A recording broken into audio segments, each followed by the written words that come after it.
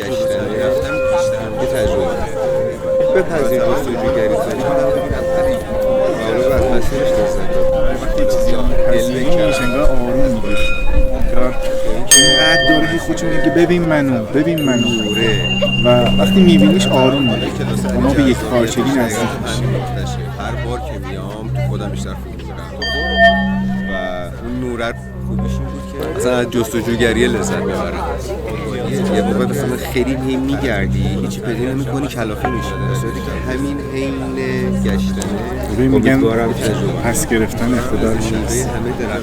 میگن که من سر جای خودم درست قرار میگیرم انگار بقیه مهرها، ولی ما همش میخوایم بقیه رو درست کنیم چون میخوایم بقیه رو شبیه خودمون کنیم. ولی یه جایی میرسه که میگیم که من باید شبیه خودم بشم، من باید احترام بذارم به اون چیزی که هستم، اون گنجی که توی اون طلایی که دست منه و من این طلا رو میدم به بقیه، اقتدارم میدم به یه نفر دیگه.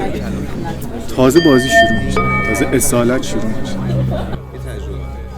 میگه اینجا دیگه نیمه روح یعنی چی؟ یعنی یک پارچگی روان، یعنی تمام قطعه‌ای که از روان کنده شده انداخته شده دور دوباره برگرد میگیره تو خودش و اینجوری به یه تعادلی میرسه که تو مسئول اون تعادل هست.